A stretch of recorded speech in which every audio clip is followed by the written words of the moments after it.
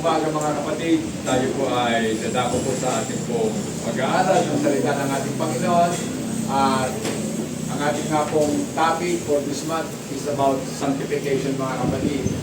So, ang ating pong pag-uusapan ngayong umaga ay patungkol nga po sanctification pa rin. Kaya nga lang, our sanctification is God's testimony of His goodness. So ang ating pong pagbabago, ang siya pong patutuon ng Diyos sa kanyang kabutihan. Amen. So mabuti po ba ang Diyos? Amen. Amen. So ang Diyos po natin ay totoong napakabuti mga kapatid. Amen. Kaya nga po, wala po tayong masasabi sa ating Panginoon kundi salamat po Panginoon dahil meron kaming Diyos na totoong napakabuti. So bago po tayo magpasimula mga kapatid, tayo po muna yung manalangin. Praise God. Hallelujah. Panginoong Yesus, muli po kami po ay lumalapit sa iyo at nagpapasalamat sa iyong kabutihan, sa iyong katapatan Panginoon. Narito po kami upang muli po na kami po ay mag-aral ng iyong mga salita. Nais po namin Panginoon na kami po ay patuloy na mapago sa pamamagitan ng iyong mga salita upang ang pagbabago ay magkaroon nga po ng katuparan sa bawat buhay ng iyong mga anak.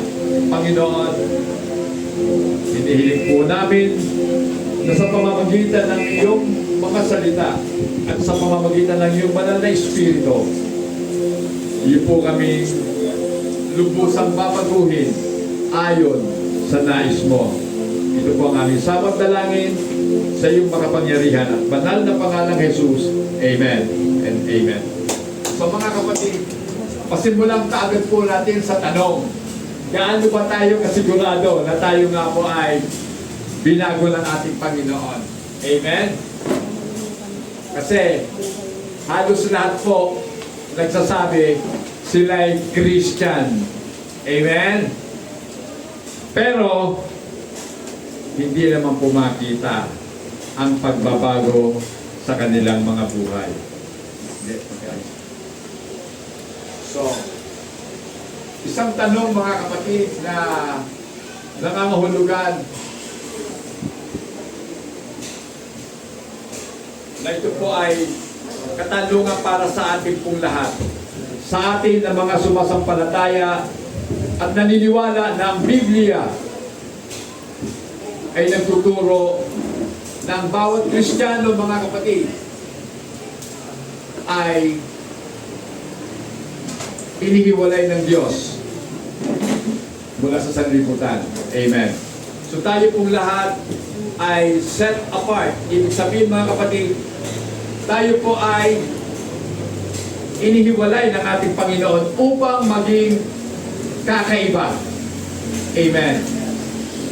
So hindi ko po sinasabi na mag-iiba ang ating itsura, mga kapatid. Wala po sa itsura yan.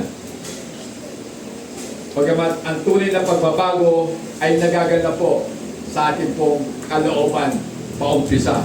Then lalabas na po sa ating pong mga pag-uugali, sa ating pong itsura. Amen. So mga kapatid, dapat po natin malaman na lahat po tayo ay haharap sa ating Panginoon. Lahat po tayo magsusulit sa Diyos kung paano po natin ginugol ang ating buhay sa mundong ito. Amen.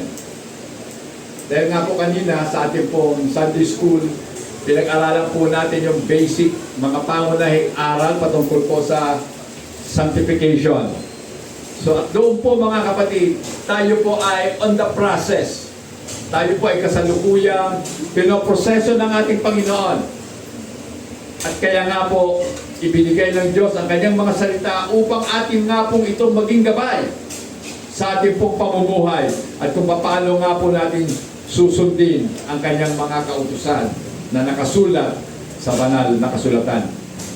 So tayo pong lahat ay inutusan ng ating Panginoon to be filled with the Spirit. Pakibasa po, Ephesians chapter 5 verse 8. Dati kayo'y nasa kadiliman, ngunit kayo'y nasa kaliwanagan sapagkat kayo'y nasa Panginoon, mamuhay kayo ng nararapat sa mga taong nasa liwanag.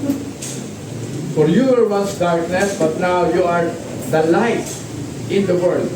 Walk as children of light. Mga kapatid, napakaliwanag na tayo pong lahat ay inuutusan na tayo po ay mapuspos ng banal na Espiritu. Saka, dahil alam naman po natin na ang ating pong Panginoong Diyos, siya po ang liwanag. At bilang kanyang mga anak, tayo po ay inuutusan na lumakad o mamuhay katulad ng mga anak ng kaliwanagan. Amen?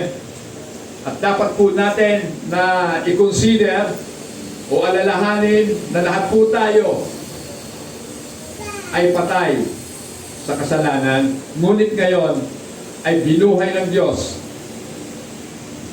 Amen. So pakibasa po, Romans chapter 6 verse 11 hanggang 12. Kaya dapat ninyong ituring ang inyong sarili bilang patay na sa kasalanan, ngunit buhay para sa Diyos, sapagkat kayo'y nakipag-isa na kay Kristo Jesus. Huwag na ninyong paghariin ang kasalanan sa inyong mga katawang may kamatayan, upang hindi na ninyo sundin ang masasamang piling nito. So maliwanag po mga kapatid, sabi diyan, likewise, you also reckon yourselves to be dead indeed in sin. So lahat po tayo dapat ito pong nasa isip natin, patay na ang dating ako. Patay na ang dating kayo, patay na ang ating makasalanang katawan. Amen. Ngunit tayo ngayon ay binuhay para sa Diyos. Amen. Kaya tayo po'y nabubuhay. Ang ating pong goal, ang ating objective ay para sa Diyos. Amen. At ang dahilan kung bakit tayo nabubuhay, para maipabuhay natin at maipahayag natin ang Diyos sa pamamagitan ng ating mga buhay. At sabi nga po ni Apostol Pablo sa Romans chapter 12, verses 1 and 2, pakibasa po. Kaya nga mga kapatid, alang-alang sa masaganang habag ng Diyos sa atin, ako'y nakikiusap sa inyo na inyong iaray ang inyong sarili bilang isang handog na buhay, banal at kalugod-lugod sa Diyos. Ito ang karapat-dapat na pagsamba ninyo sa Diyos. Huwag kayong makiayon sa takbo ng mundong ito. Sa halip, hayaan ninyong baguhin ng Diyos ang inyong pag-iisip upang maunawaan ninyo ang kanyang kalooban. Sa gayon, magagawa ninyo kung ano ang mabuti, kalugod-lugod at ganap na kalooban ng Diyos. Amen. So napakaliwanag mga kapatid na tayo po ay inuutusan. Amen. We are being commanded to present our bodies a living sacrifice. Isang handog na buhay para sa Diyos. Amen. So mga kapatid, nangangahulugan lamang na habang tayo po'y nabubuhay, dapat po natin na maipamuhay at sundin ang kalooban ng ating Panginoon sa ating mga buhay. Although this command, do not use, mga kapatid, hindi po ginamit dito ang salitang sanctification or sanctified. Subalit, mga kapatid, ito po'y tumutukoy sa aspeto na kung tawagin po natin sa kasalukuyan ay sanctification. Amen. So nandoon po talaga yung pagbabago. Dahil kung babalikan nga po natin, dati tayo po ay filled ng sarili po natin. Pero ngayon, kinakailangan po nating mapuspos ng banal na Espiritu ayon sa Efeso 5:8. Then, doon po sa Roma 6, sinasabi na ituring daw natin ang ating mga sarili na mga patay sa kasalanan, ngunit buhay para sa Diyos. At doon po sa Romans chapter 12, sabi po ni Apostol Pablo, atin pong iharap sa Diyos o ihandog sa Diyos ang ating mga katawan bilang haing buhay, mga kapatid. Amen. So, at dito po, God expresses desire that all believers be set apart when Paul wrote 1 Thessalonians chapter 5 verse 23. Pakibasa po. Naway lubusan kayong gawing banal ng Diyos na siyang nagbibigay ng kapayapaan, at naway panatilihin niyang walang kapintasan ang buong ninyong katauhan, ang espiritu, kaluluwa at katawan, hanggang sa pagparito ng ating Panginoong Hesukristo. Amen. So, now may the God of peace Himself, yan po ang sabi dyan mga kapatid, sanctify you completely, and may your whole spirit, soul, and body be preserved blameless at the coming of our Lord Jesus Christ. Mga kapatid, napakahalaga na dapat tayo pong lahat ay unti-unti na mabago. Amen. Sapagkat kung hindi po tayo magbabago, nangangahulugan lamang na hindi tayo totoong naging born again. Amen. Kung ganun pa rin po ang ating pag-uugali, wala pong pagbabago, ibig sabihin lamang hindi totoo ang ating sinasabi na tayo ay na kay Kristo. Napakaliwanag. Ang sino mang na kay Kristo, siya ay bago ng nilalang. Amen. So nasaan yung bago? Yung po ang hinahanap ng Panginoon, yung bago. Hindi po bagong damit, mga kapatid. Hindi yung bagong itsura mo, hindi yung nagpaayos ka na ng buhok mo, nagpakinay ka na. Hindi po yun ang bago na hinahanap ng Diyos. Ang bago, yung pong bagong pagkatao natin. Amen. Bago na ba ang ating pag-uugali? Bago na ba ang ating prinsipyo? Bago na ba ang ating pananaw sa buhay? Amen. Ang Diyos po natin ay lagi pong handa at meron po siyang kakayanan na baguhin tayo kung gusto po natin. Amen. So sino po ba ang gustong magpabago? Sino po ba ang gustong magpabago sa Diyos? Wow, mukhang wala ah. Amen. Amen. So amen daw po. So mahalaga na tayo pong lahat ay mabago, mga kapatid. Kasi napakahalaga po ng pagbabago sa buhay ng isang Kristiyano. Amen. So pakibasa rin po, 1 Thessalonians 5:24.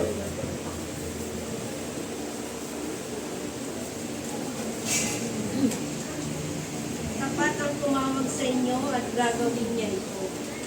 So kung paano po sinabi ng ating Panginoon ang mga salita niya, kung paano niya ibinigay ang kanyang mga pangako sa atin, maliwanag ang sinasabi dito. Siya na tumawag po sa atin ay tapat at gagawin niya ang kanyang mga sinabi. Amen. So hindi lang gagawin dahil ang Panginoon po natin ay merong kakayanan na isagawa ang bawat sinasabi niya. So ating pong pag-aralan, mga kapatid, ang tatlong bagay o tatlong paraan na kung saan ang Biblia po ay sinisiguro ang ating pong pagbabago or sanctification or pagpapakabanal, mga kapatid. Number 1, through faith in God's Word. So, sinasabi po dyan na kinakailangan po tayo ay magkaroon ng pagtitiwala sa salita ng ating Panginoon. Pakibasa po, John chapter 17, verse 17. Bukod mo sila para sa iyo sa pamamagitan ng katotohanan. Ang salita mo ang katotohanan. Sanctify them by your truth. Your word is truth. Mga kapatid, pagkapabanalin mo sila sa katotohanan, ang iyong salita ay katotohanan. Amen. So, ang ating pong Panginoong Diyos, ang kanyang salita ay totoo. Amen. Kapag sinabi ng Diyos, ito po ay ginagawa niya sapagkat ito ang totoo, mga kapatid. So, pag sinabi pong sinalita mo, dapat totoo yun. Kaya mo ginagawa. Amen. Pero pag hindi totoo, huwag mo nang gawin kasi hindi naman totoo. Palibhasa ang Diyos ay tapat sa kanyang mga salita, tapat sa kanyang pangako, kaya ito po ang kanyang ginagawa. Amen. Number 2, through direct witness of the Holy Spirit in the heart of the believer. So sa pamamagitan daw po ng mga patotoo o ng patotoo ng banal na Espiritu sa puso ng mga mananampalataya na dito po sinasabi at sinisiguro ng Diyos ang ating pong mga pagbabago. So meron talagang assurance ng sanctification. Amen. Ngayon kung walang pagbabago sa atin, ibig sabihin, wala. Hindi totoo ang iyong mga paniniwala. Amen. Iba po yung pinaniniwalaan mo sa pinagtitiwalaan mo. So gusto ko pong magkaroon tayo ng ideya na matutunan po nating i-differentiate o talakayin o bigyan po natin ng totoong pakahulugan ang salitang pananampalataya sa pagtitiwala o yung belief doon sa trust, mga kapatid. Magkaiba po yun. Lahat po tayo may pinaniniwalaan, pero hindi lahat ng ating pinaniniwalaan ay pinagtitiwalaan natin. Amen. So, subalit ang Diyos, sinisiguro po sa atin na sa ating mga buhay, kung ito po ay naka-surrender o nakasuko sa ating Panginoon, then, nililisin ng Diyos ang ating mga karumihan. Ang ating pong self-centeredness ay wawalisin ng ating Panginoon. Aalisin niya ang pagiging makasarili po natin. Ayon sa pagkontrol ng banal na Espiritu sa ating pong mga buhay. Pakibasa po 2 Corinthians 5:17. Kaya kung nakipag-isa na kay Kristo ang isang tao, isa na siyang bagong nilalang. Wala na ang dati niyang pagkatao. Sa halip, ito'y napalitan na ng bago. Yeah.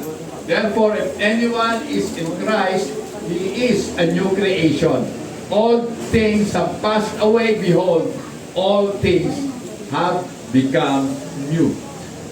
Amen. Kaya nga po, tayo po ngayon ay mga bago lang nilalang. Amen.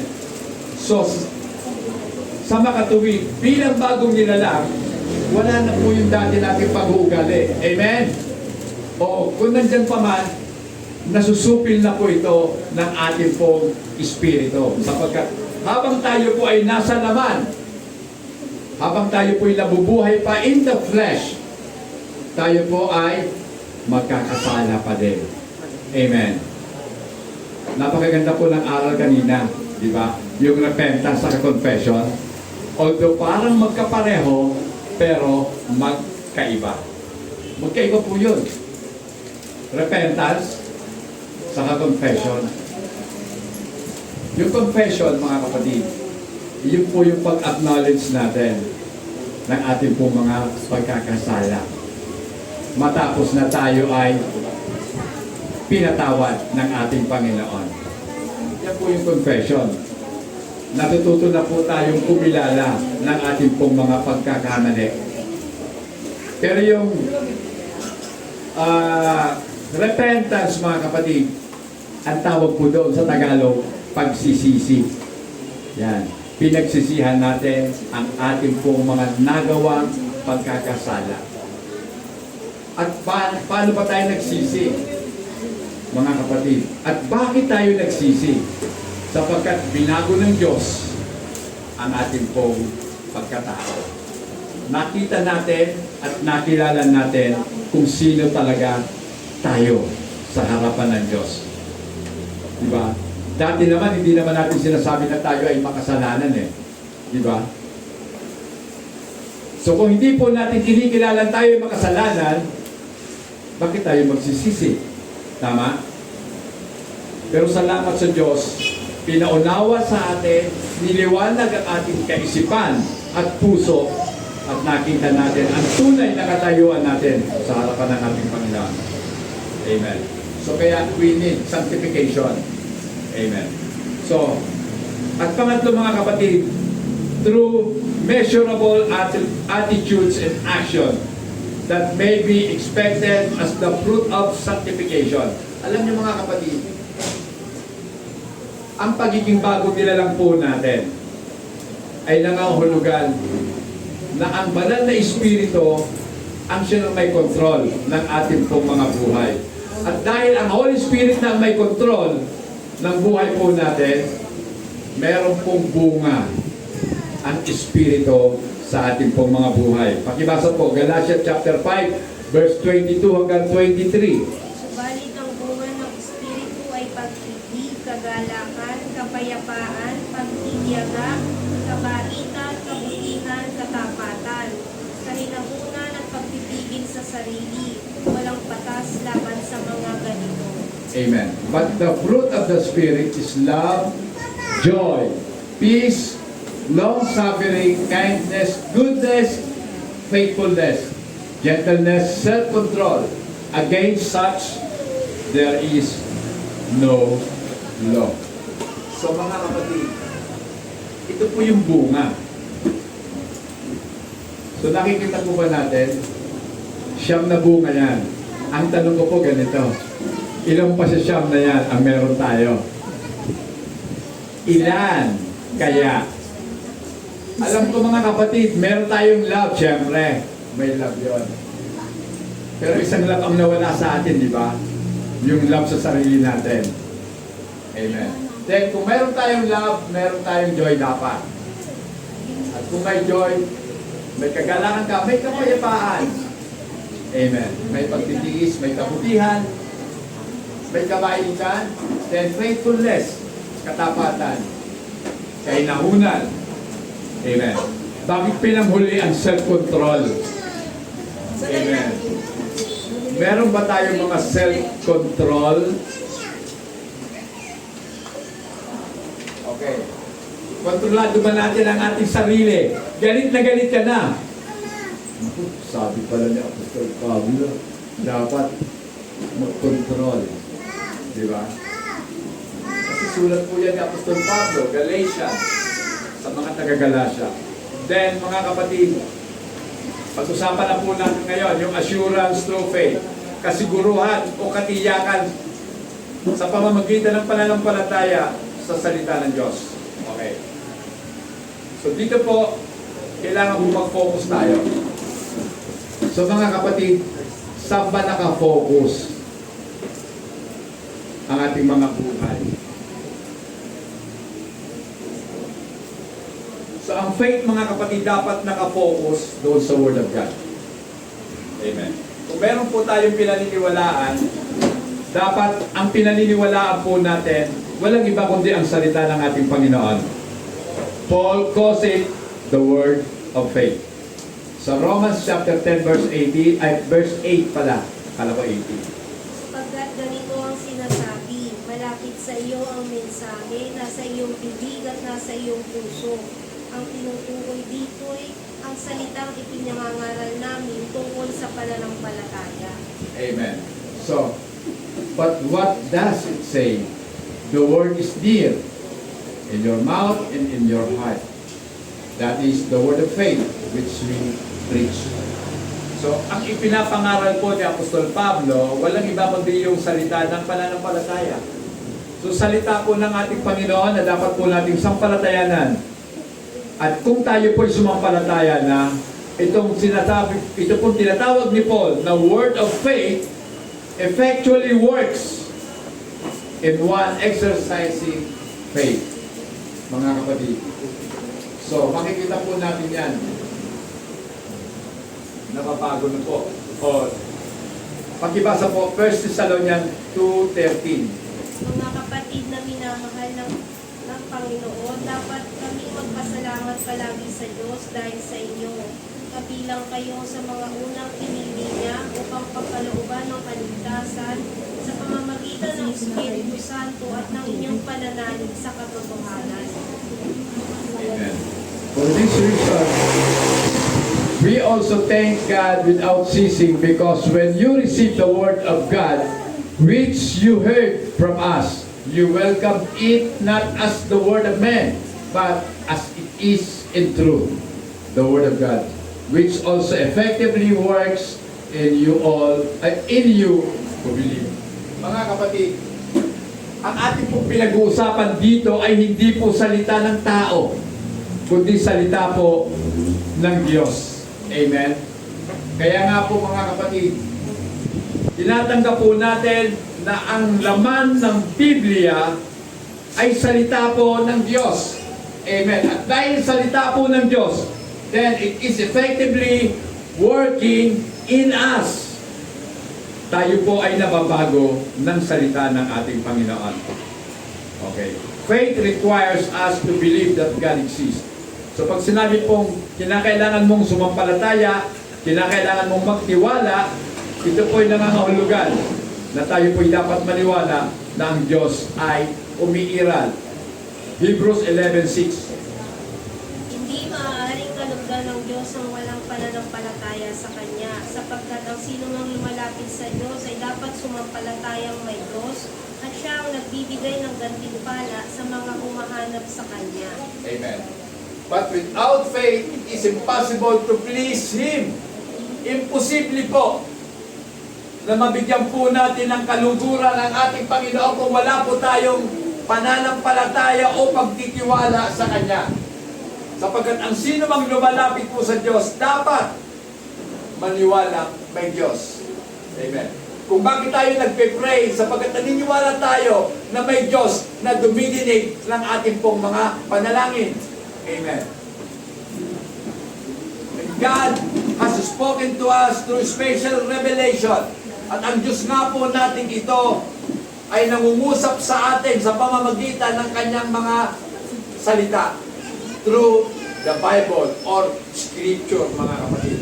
At dito po, makikita po natin sa Bible ang tatlong indispensable elements of faith. So pag sinabi pong indispensable, kinakailangan ng mga elemento ng pananampalataya. Number 1, believe what God says.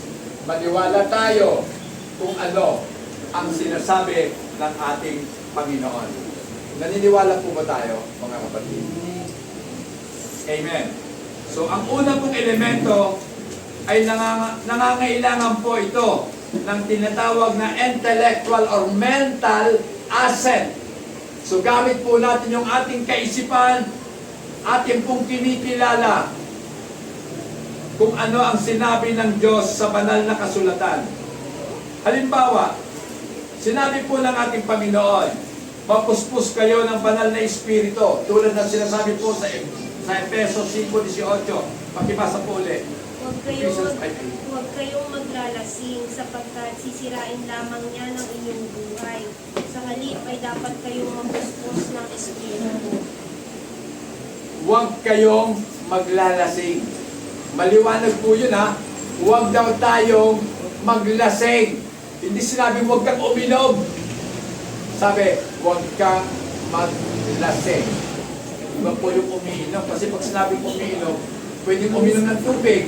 Pero hindi ka nang malalasing po sa tubig. Di ba? Pwede tayong uminom ng juices. Hindi naman tayo malalasing ng mga juice. Pero, huwag kang uminom ng alak para hindi ka malasing. Dahil paglasing na po ang tao, ito po ang magiging kahinatan niya. Dissipation. Magkakaroon po ng kaguluhan kapag mga lasing na. Amen? Diba? Dati magkaibigan nung nagiinuman, maya't maya magkaaway na nung mga lasing na. Bakit? Ayan na, sinasabi dyan, magulo na. Dissipation, mga kapatid. One must believe that a Christian who already have the indwelling spirit to be filled. So tandaan po natin, magkaiba po yung indwelling saka infilling. Lahat po tayo meron ng Espiritu ng Diyos. Katunayan, yan po ang sabi ni Pablo doon po sa Roma 8:9 hanggang 11. Pakibasa po. Hindi na kayo namumuhay ayon sa laman, kundi ayon sa Espiritu. Sa katunayan, naninirahan sa inyo ang Espiritu ng Diyos. Kung wala sa isang tao ang Espiritu ni Kristo, hindi kay Kristo ang tao iyon.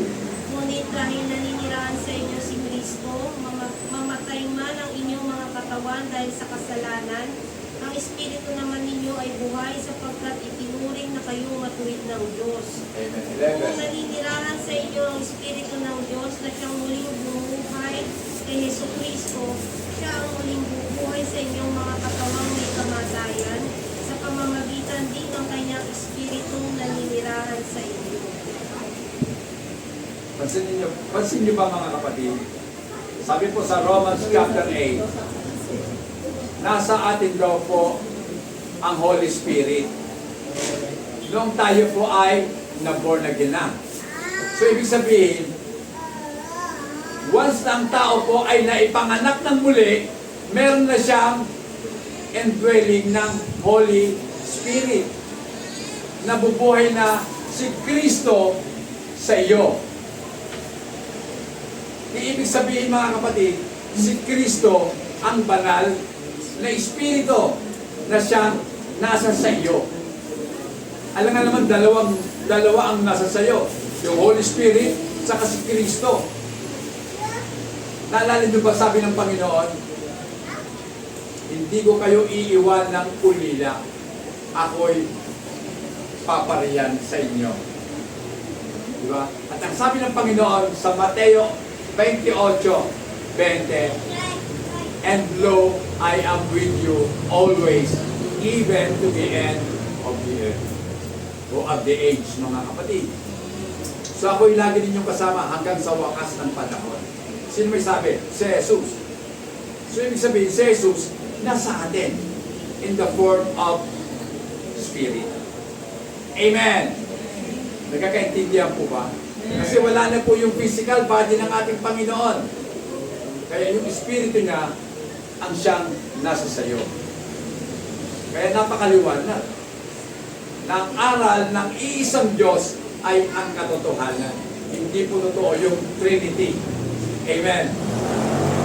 Okay, tuloy natin.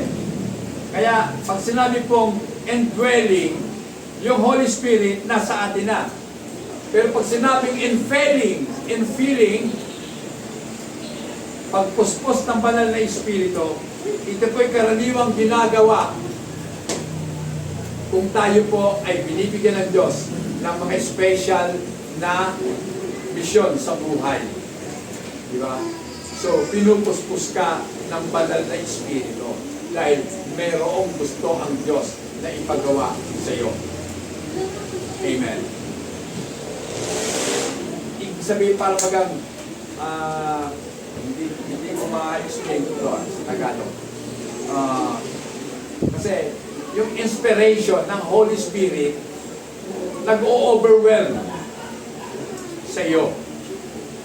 Yan po yung infilling ng banal na Espiritu.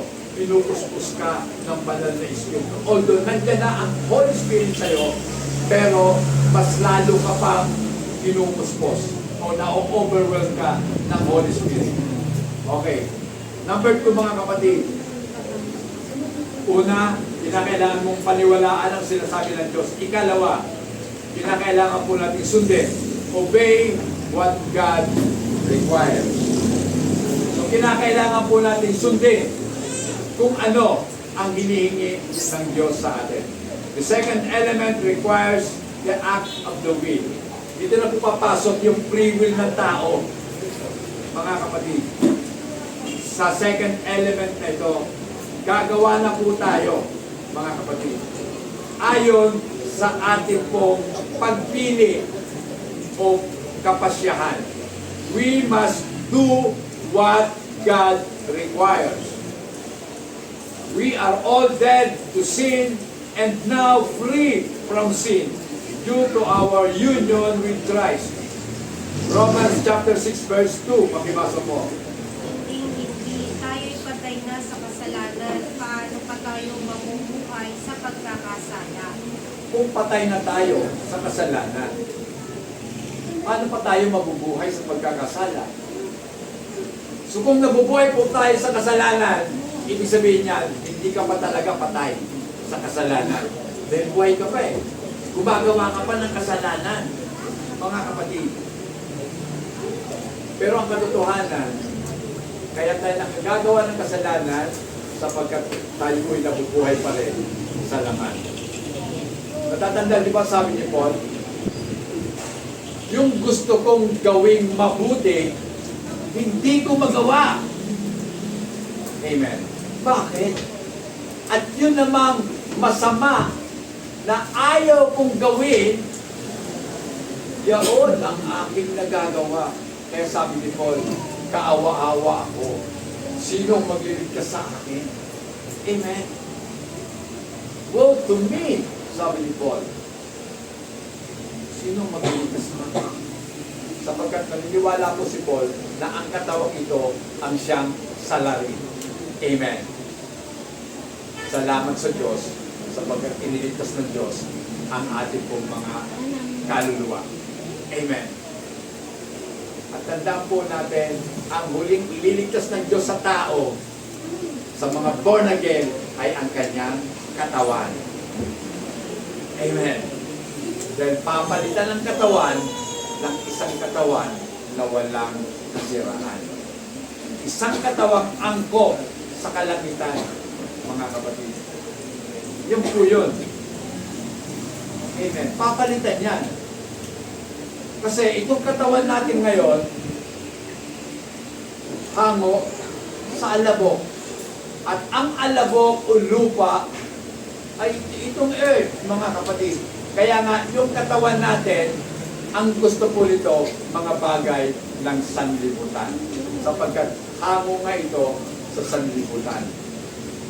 Subalit, ang gusto naman ng ating espiritu, mga bagay ng Diyos, sapagkat binigyan na tayo ng Diyos ng kanyang espiritu. Amen. Kaya meron pong tunggalian between the flesh and the spirit. May labanan na nagaganap, mga kapatid. So, we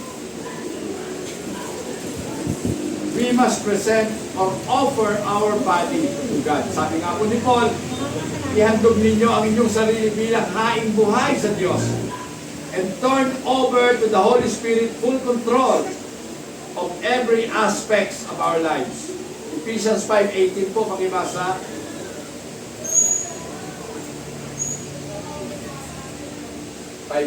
po ng Efeso. Ayan pala. Do not be drunk. Yan.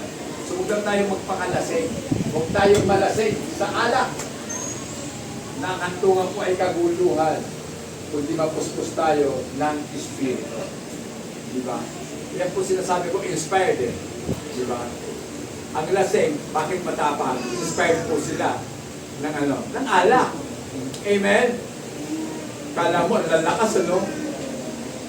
Pero ilagan mo lang yan, tumbayan. Mga lasing yan eh. Oh. Pero ganun din po ang tao, puspos ng banal na Espiritu. Kumbaga, nawawala din po talaga. Diba? Ang taong lasing sa alak, wala sa katinuan. Tama? Ang taong puspos ng Espiritu, nawawala ang kanyang lumang pagkatao. At natubos po siya ng kanyang bagong pagkatao. Amen? Nawawala din eh. May nawawala din. Nawawala yung masasamang pag-uugali kapag puspos ka ng banal na Espiritu. Nawawala ang kalungkutan, napapalitan po ng kagalakan. Amen? Nawawala ang kahinaan, napapalitan ng kalakasan. Yan po ang puspos ng Espiritu. Amen. And then number 3, mga kapatid, trust in and rest on what God promises. Ito po yung the third element. Pangatlong elemento ng pagtitiwala sa Diyos. At kung tayo po ay nagtitiwala sa Diyos, hahantong po ito sa pamamahingan natin sa Kanya. Amen. Trust in God and rest on His bosom, mga kapatid. What God's promises sa mga pangako ng ating Panginoon. We must trust what God has promised because God's word is immutable and eternal. Pakibasa po. Psalms 119 verse 89. Ang salita mo ay hindi bubukas, walang hanggan, matatag, at di makilo sa rurok ng kalangitan. Amen. So, napakaliwanag. Forever, O Lord, your word is settled in heaven. So, ang salita po ng Diyos ay forever nang naitatag sa kalangitan. Ibig sabihin, hindi na po ito mababago pa. Sapagkat, sinong magbabago ng mga bagay ng Diyos? Hindi kayang baguhin ng tao. Tanging Diyos lamang. Pero ang Diyos nga po natin ay hindi nagbabago. Sa makatuwid, ang kanyang salita ay hindi rin po magbabago. Luke 21:33, pakibasa po.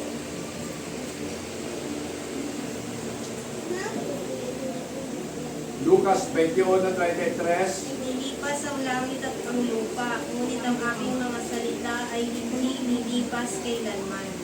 Yes. So napakaliwanag mga kapatid. Naalala ko tuloy, nung may nakausap ko akong Jehovah's Witnesses, sabi sa akin, ikaw pala niya naniniwala na ang mundo ito ay mawawala? Na kayang sunugin ng Diyos ang lupa? Sabi ko, bakit hindi? Sige nga, sunugin mo nga ang lupa kung masusunog. Sabi, hindi ko kaya yun. Siyempre, hindi ko kaya. Pero ang Diyos, kaya. Dahil sinabi ng Diyos na magkaroon ng lupa, nagkaroon mula sa wala. Pag sinabi ng Diyos na mawawala ang lupa, mawawala yan. May problema ba sa Diyos? Wala. Amen? So wala po. Lahat po pwedeng mangyari sa pamamagitan lamang ng salita ng Diyos. Kapag sinabi ng Diyos na masusunog ang lupa, masusunog. Bakit hindi? Di ba? Ngayon mga kapatid, basahin po natin Hebrews 11:1. Ang pananampalataya ay katiyakan na mangyayari ang ating mga inaasahan at paninindigan tungkol sa mga bagay na hindi nakikita. Okay. Now faith is the substance of things hoped for, the evidence of things not seen. So mga kapatid, napakaliwanag na ang ating pong pananampalataya ay para bagang isang substance. Ito po yung katibayan ng mga bagay na ating inaasahan. Yes, at ito rin po ang ebidensya ng mga bagay na hindi natin nakikita. Amen. So, the word substance and evidence is translated confidence and certainty. Faith brings confidence, trust. At dahil nga po dito, dahil nga po sa pananampalataya, dapat po natin pakatandaan si Abraham ay sumampalataya sa Diyos at ito'y itinuring sa kanya na katuwiran. Amen. Romans 4:3, pag-ibasa po. Ano ang sinasabi ng kasulatan? Si Abraham ay sumampalataya sa Diyos at dahil dito, siya ay itinuring ng Diyos na matuwid. So dahil nga po sa pananampalataya, itinuring ng Diyos si Abraham na matuwid, mga kapatid. So, ibig sabihin lamang, dahil po sa pananampalataya, meron ka at meron tayo, tayo po ay itinuturing ng Diyos na matuwid. Amen. Kaya nga, kung mawawala ang pananampalataya mo sa Diyos, ibig sabihin, hindi ka matuwid sa kanyang harapan. Amen. So, when God told him that He is going to give him a son, Abraham without any fruit, walang katibayan, nabibigyan si Abraham ng anak. Bakit ko nasabing walang katibayan? Si Abraham, 100 years old na. Si Sarah, 90. Ano bang katibayan din nahanap po, Pastor? Diba? Lipas na. Amen? Diba? Lipas na si Sarah para manganak. Menopause na yun. Si Abraham, siyempre, wala na rin yun. 100 years na. Ang tigas na rin ang mukha niya. O, diba?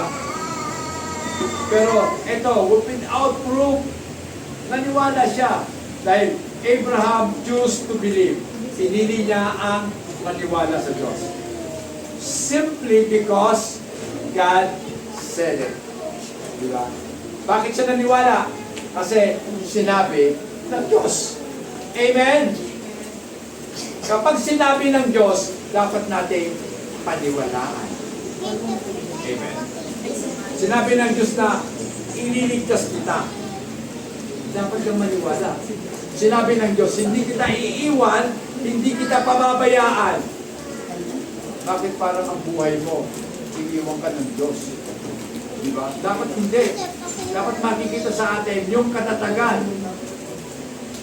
ng ating pong pananampalataya sa ating Panginoon.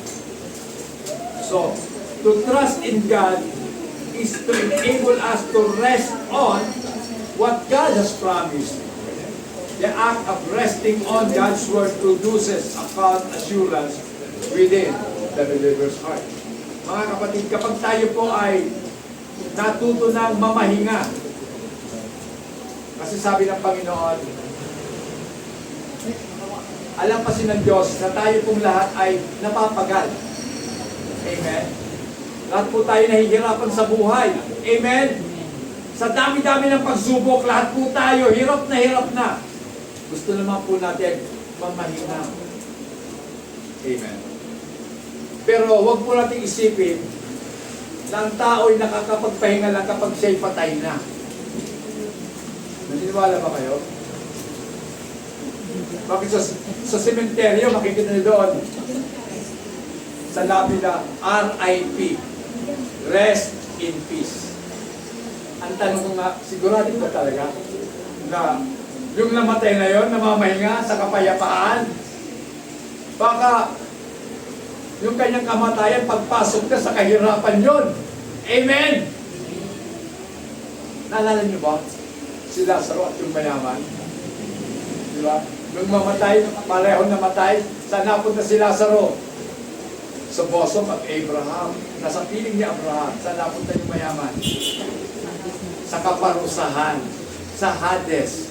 Di ba? So, paano magkakaroon ng kapayapaan doon? Di ba? Baka ano yun? Pasimula ng suffering. Suffering pala. Hindi rest in peace. Ang rest and peace, mga kapatid, para doon sa mga anak ng Diyos. Diba? Sabi ng Panginoon, come to me, all you who labor and heavily laden, and I will give you rest. Bibigyan ko kayo ng kapayapaan. Ang kapayapaan ay Diyos ang siyang pinanggagalingan. Kaya ang sino mang rested sa Panginoon, meron po siyang calm assurance. Amen. Meron siyang kalmado kasiguruhan. Diba? Kalma. Kalma lang. Amen. Anyway, ligtas ka. Sabi ng Panginoon, kalma lang. Nahihirapan ka na sa buhay mo, sige lang. Magtiis ka lang. Amen. So, kalma lang. Hanggang kaya pang tumayo, tumayo ka. Amen. Kung hindi na kaya, kahit nakaupo. May nakita pa akong preacher sa Amerika. Nagpipreach po siya, nakaupo na lang. Siguro hindi na kaya tumayo. May oxygen na yun. Nagpipreach po siya. Si R.C. Sproul, mga kapatid, kahit nakaupo na lang, nagpipreach pa. Kasi ayaw niyang tapusin ang buhay niya na sumuko siya sa paglilingkod sa Diyos.